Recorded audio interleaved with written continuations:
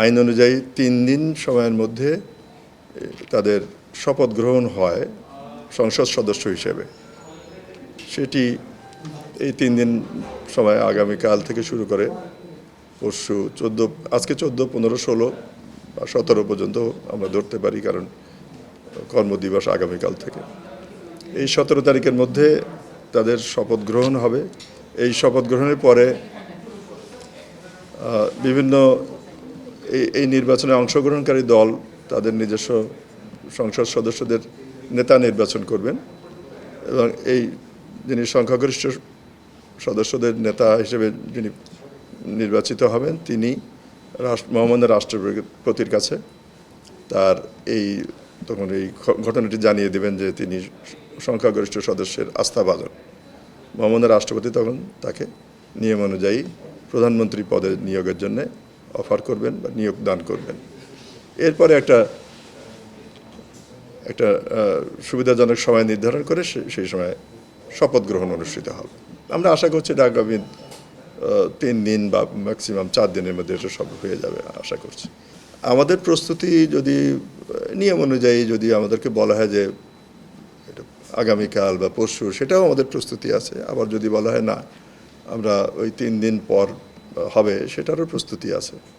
এটা যতক্ষণ জানা না যাবে ততক্ষণ তো আমরা বলতে পারবো না যে আমাদের প্রস্তুতি কোন দিনের জন্য। বার্জার ওয়েদারকোট অ্যান্টিডট সুপ্রিম দেয়ালকে ধুলাবালি থেকে রক্ষা করে 10 বছর পর্যন্ত। ধুলো ময়লার সুপ্রিম সমাধান। এই সিদ্ধান্ত কি হয়েছে স্যার, কে শপথ পড়াবেন? যেহেতু স্পিকার নাই, ডেপুটি স্পিকার নাই, সদস্যদের শপথ এইটা হ্যান্ডেল করেন সংসদ সচিবালয়, ওখানে কথা বলতে হবে। মানে আপনি জানতে পেরেছেন কিনা? আমি যেটা জানতে পেরেছি এটা ইনফর্মাল, সেই জন্য এটা আমি আর বলতে চাইছি। আমাদেরকে বলেন এখানে নানান রকমের অপশান আছে। স্পিকার বা ডেপুটি স্পিকার বা তাদের মনোনীত কেউ এটা দিতে পারে। তারা যদি কোনো মনোনয়ন না দিতে পারেন তাহলে সরকার থেকে আর কাউকে মনোনয়নের ব্যবস্থা করা হতে পারে। এইটা দায়িত্বটা আমাদের নয়।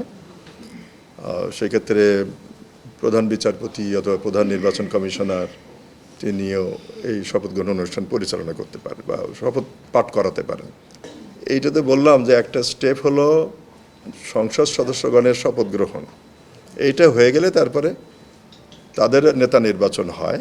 নেতা নির্বাচন করলে তখন যিনি সংখ্যাগরিষ্ঠ সদস্য নেতা, তিনি রাষ্ট্রপতির কাছে তার সংখ্যাগরিষ্ঠ সদস্যের আস্থাভাজন উনি হয়েছেন সেটা পত্র আকারে পাঠান। সেই প্রস্তুতি আমাদের আছে। যখনই এটা হয়ে যাবে তখন মহামান্য রাষ্ট্রপতির কাছে এই পত্র প্রেরণের। স্পিকার কেউ আছেন? স্পিকার কেউ আছেন? আপনার মনে জানেন তো সংসদ ভেঙে দেওয়া আছে, সুতরাং স্পিকার থাকার কথা না। তারপরে সংবিধানে এই সংক্রান্ত একটা বিধান আছে যে পরবর্তীকালে সংসদ সংক্রান্ত কোনো কাজ যদি পড়ে বা কাজ যদি হয় তাহলে ওই পুরনো স্পিকারকে ওই স্পিকার হিসেবে ধরে নেওয়া হয় ওই পারপাজের জন্য। এটা বললাম যে আমাদের যদি আগামীকাল যদি সংসদ সদস্যদের শপথ হয়ে যায়, আগামীকালও যদি হয়, হাইপোথেটিক্যালি বলছি, তাহলে আমাদের ততক্ষণে জানতে পারবো যে মন্ত্রী পরিষদের শপথ কখন হবে। আমাদের সেই প্রস্তুতি আছে। এত ডিটেল তো নির্ধারিত নয়। মন্ত্রী সভার সদস্য কতজন হবেন সেটার উপর নির্ভর করে। এটা তো যিনি সংসদ নেতা, যিনি প্রধানমন্ত্রী হবেন, এটা তার নিজস্ব ডিসক্রিপশন।